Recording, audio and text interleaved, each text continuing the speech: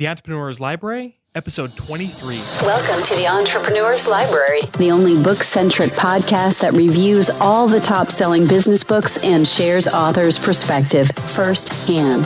This is your resource to finding the next great book that will enable you to grow personally and professionally. Welcome your host, Wade Danielson. Thank you for joining us on the EL. Today we have Claudios, author of It's Not the How or the What, but the Who. And yes, we had Claudio chime in on that himself because I didn't want to mispronounce his name. Welcome, Claudio, and thank you for joining us on the Entrepreneur's Library. Thanks very much, Wade. A true pleasure being here with you.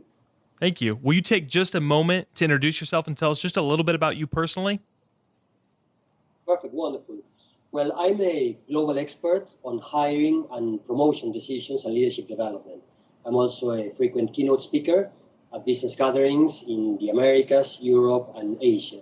I've been working for almost 3 decades as an executive search consultant for the leading executive search firm Egon Zehnder, and I'm also a regular guest lecturer at Harvard Business School. And I am the author of It's Not the How or the What, but the Who. Great. Thank you for sharing that. And I want to do that. I want to jump right into the book that you were just speaking of. It's not the how or the what, but the who, which was just made available for purchase on Amazon June 3rd, 2014. Claudio, we're going to move quickly, but here are some of the top questions that our listeners/readers would love to get answered. And the first one was, what was the inspiration behind writing your book? Well, as I said, for almost 3 decades, I've been working as an executive search consultant. And 7 years ago, I published another book. Its name is Great People Decisions. That was basically about hiring. As a result of that book, that was a global success with 15 international editions, I circled the world up to 10 times a year, visiting very frequently 42 different countries. And I really became convinced that all over the world, in all sorts of organizations, small and large, for-profit, non-for-profit, even for governments, the key for organizational success, the key for individual success, and the key even for building a powerful nation is to surround ourselves with the best. So I decided to write a book about how to succeed by surrounding ourselves with the best and helping them thrive. That was the passion that guided my writing book. Excellent. And what makes your book different from others regarding a similar topic? Well, from the point of view of the validity of the message, I think it's this unique combination of experience, research, and passion for the topic. Experience, as I said, I've been working almost 3 decades as a search consultant. I have interviewed more than 20,000 candidates in 42 different countries. So I have a unique experience in helping people surrounding themselves with the best. But I also have deep, passionate research into the topic. In our firm, which has 69 offices globally, I founded our management appraisal practice. I led globally our professional development. I was also the leader of the development of our intellectual capital. As I said, I also teach at Harvard Business School. So I have quite a unique combination of practical experience together with deep research. And finally, I do have this passion because I have seen that the key for individual and personal success is really surrounding yourself with the best. I start the book, for example, by telling a tale of 2 CEOs. They are the parallel lives of Jeff Bezos, the founder and CEO of Amazon.com, and someone very few people would know. His name is Roger Agnelli, and he was the CEO of Vale, a Brazilian mining company. Those 2 individuals are considered by Harvard Business Review as 2 of the 3 best living CEOs in the world. And in completely different countries, the US versus Brazil, in completely different industries, basically high-tech industries, services, and sophisticated consumer products versus mining, in completely different strategies. Amazon was a startup and basically grew domestically in the US, while Vale was a formerly state-owned privatized company that grew through acquisition globally. In completely different fields, those 2 leaders' key for success was exactly the same. They had a very high hiring bar. They were passionate about surrounding themselves with the best, and they went out of their way to find the best candidates, to assess them deeply, and to help the best become even better through great development. So this passion is what finally decided me to write the book. From the point of view of the format of the book, it's very engaging. It's 44 very short chapters, each one of which starts with a fascinating personal story or engaging piece of research from which I draw the bigger picture, and I come with very practical recommendations on how to succeed by surrounding ourselves with the best. How would you suggest the reader to engage with your book? Is this a book that that the reader should read from beginning to end, or is this a book that they should really kind of cherry pick and use as a resource, for information? Well, it's an outstanding question, and obviously you have read the book, Wade. Well, so while the book has a logic, if you want to read it from the first to the last page, and in a minute I can summarize what each of the 6 sections is focused on, it can really be read independently, where you can look at some of the funny titles of each of these chapters, such as one that, for example, is titled Fat Calves and Falling Stars, in which I explain the theory of the portability of talent, or another, From Survivor to CEO, where I tell the drama of the accident, remember, of the Uruguayan team in the Andes in 1972, from which I derive the elements to predict potential in an individual. So you can read them sequentially, but also independently. And it's really read for ADD type of readers, as we all are these days, so that really in a very short read, which is slightly longer than a blog, you really get inspired, you get motivated to surround yourself with the best and helping them thrive, and you get some practical recommendations on how to achieve this. Excellent. Okay, thank you for sharing that. Claudio, now this is my favorite part, and this is a part where I'm not going to interrupt you and basically just let you roll through and give us a deep dive of your creation. So yeah, give us take a couple minutes and give us a great summary of what your book's all about.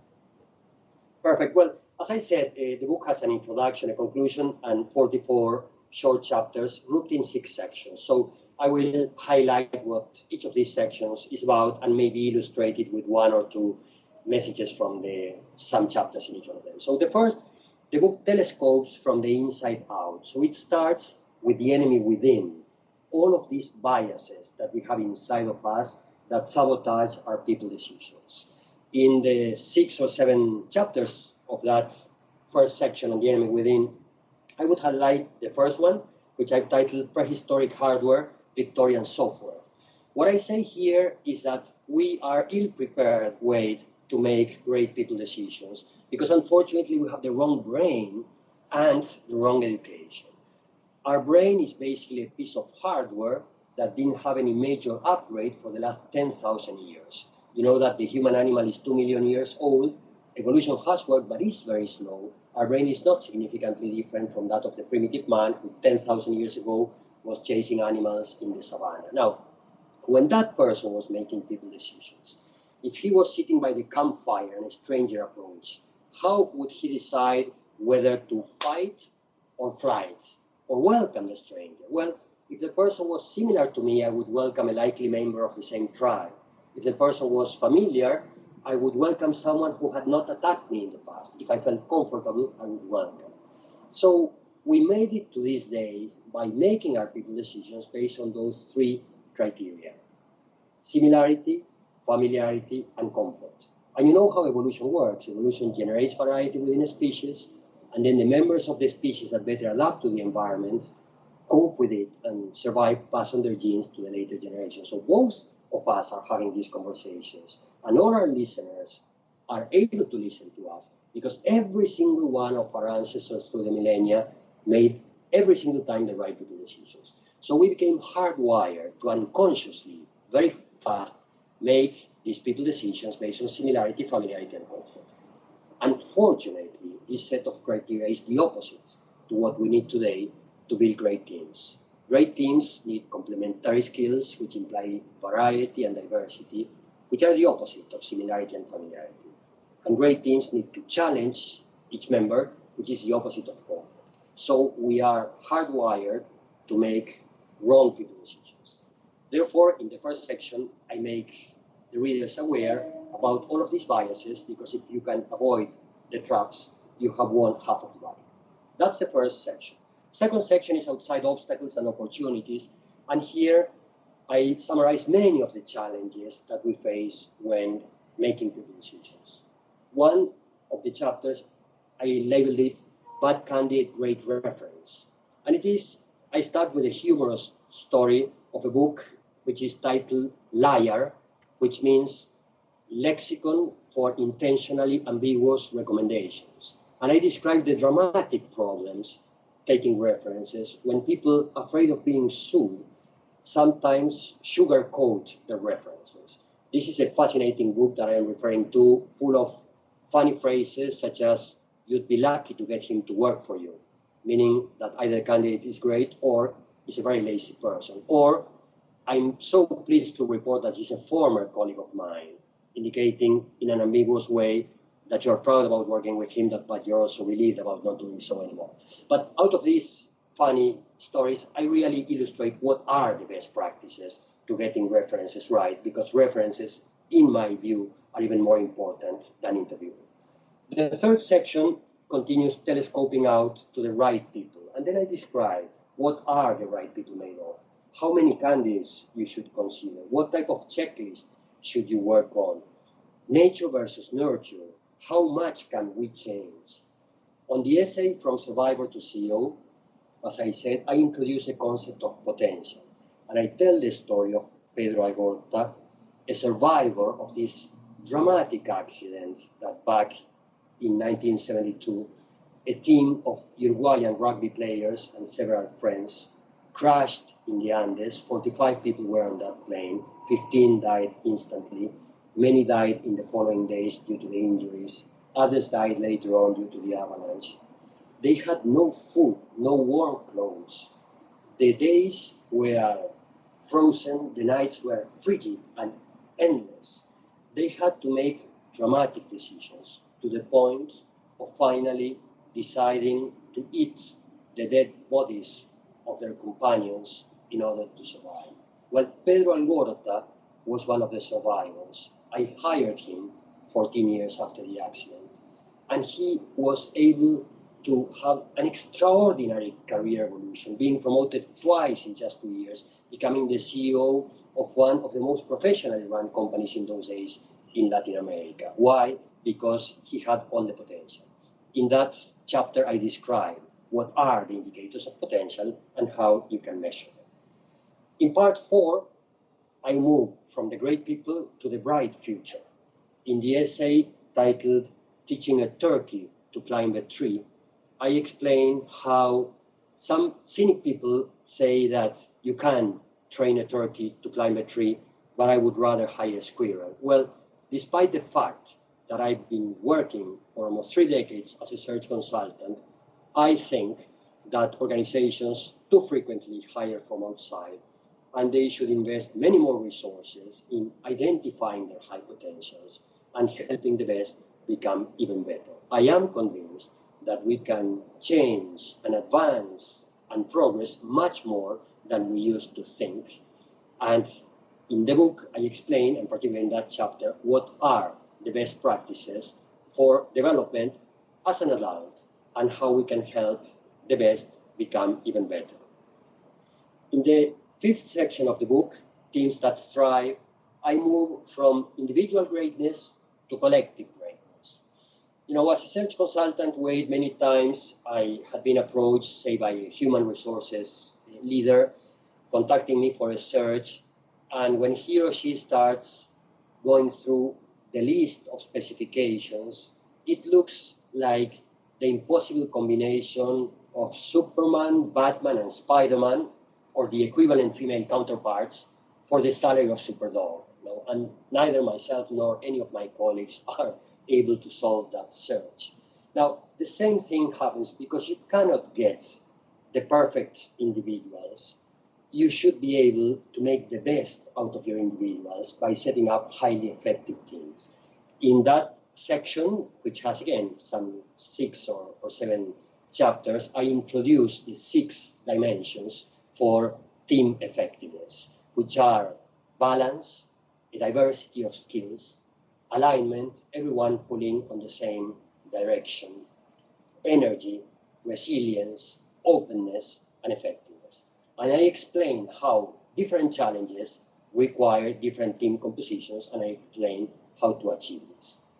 Finally, Wade, in the sixth part, I move from collective greatness at the team level to a better society with applications of all of the above at the highest levels. So one chapter titled Russian Roulette at the top speaks about CEO succession. Then I also speak about true leading boards. Then I speak about thriving on crisis. I am originally from Argentina. Argentina is a country that had 27 crises or catastrophes in its history. I've lived a few of them, and each of these crises has been an extraordinary opportunity for growth and learning, and therefore I explain how we can really profit from these opportunities. I also speak about sustainability and the virtuous circle. I have a couple of essays on electing country presidents and building powerful nations, in which I contrast the case of Singapore and Jamaica. Singapore and Jamaica back in 1956 were identical twins, both former British colonies recently emancipated, both subtropical islands with the same population, very poor nations, same income per capita.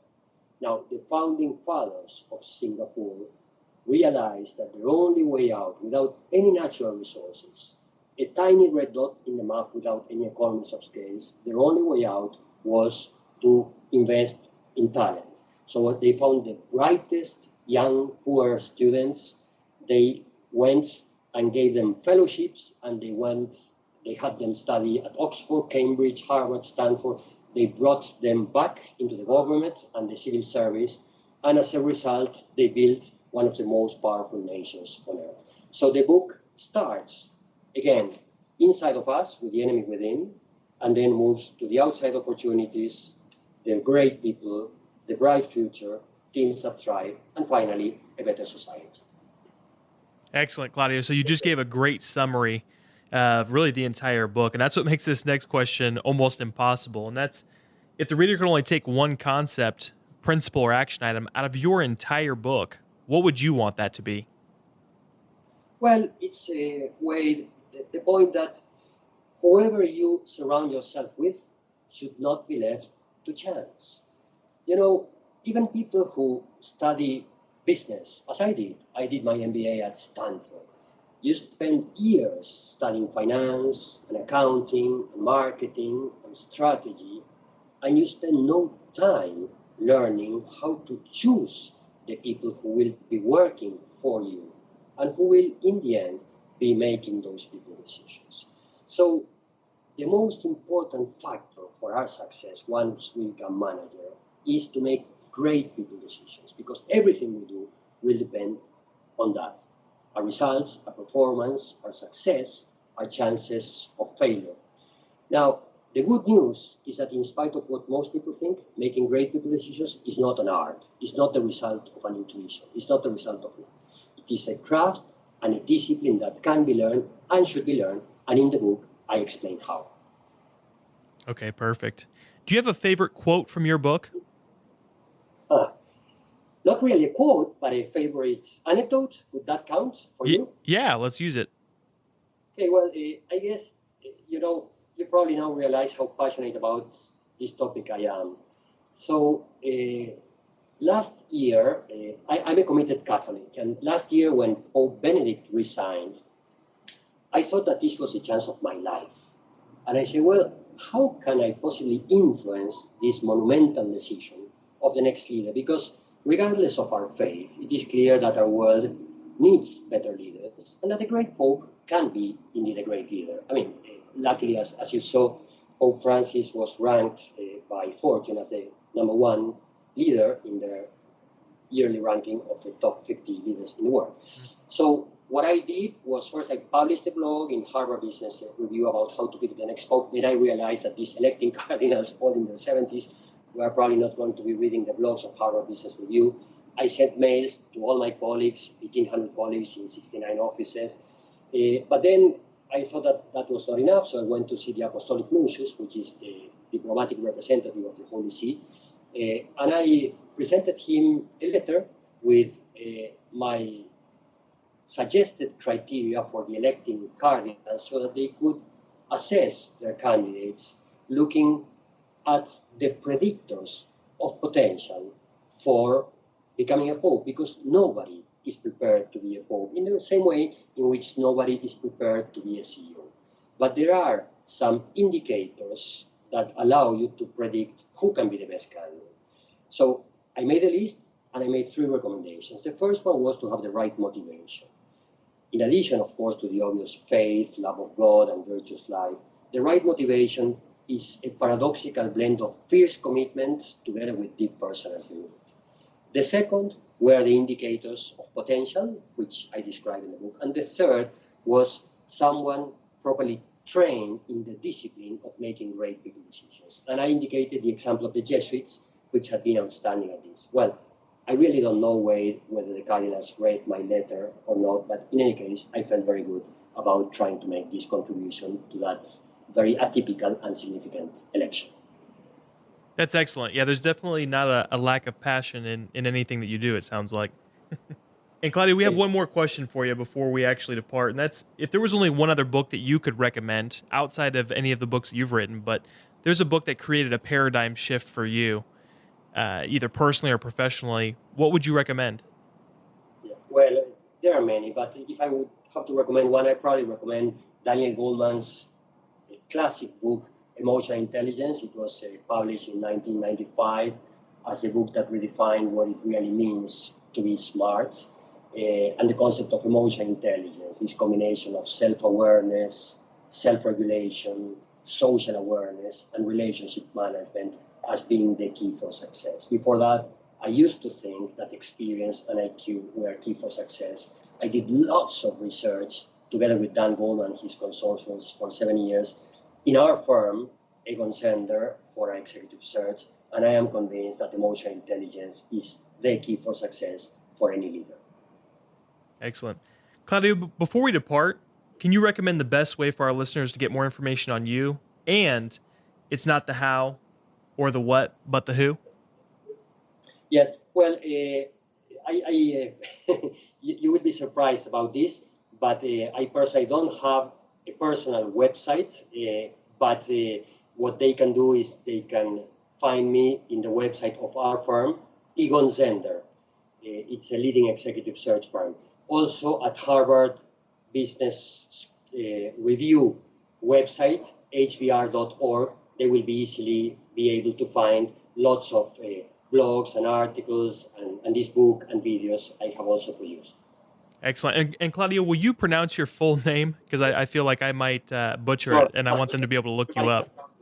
So my first name is Claudio, and my last name, it's a compounded last name, it's Fernandez Arauz. Okay, perfect.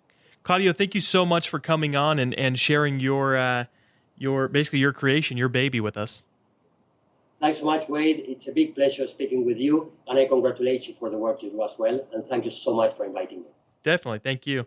Thanks again for listening in today. If you would like to get your hands on It's Not the How or the What, but the Who, or any of the other resources mentioned by Claudio, just look at the show notes at the elpodcast.com. Looking for your next book idea? Head over to the elpodcast.com, where Wade shares his amazing resource, the top 10 business books recommended by over 500 entrepreneurs, with you for free. That's the elpodcast.com. Till the next time, keep it on the EL.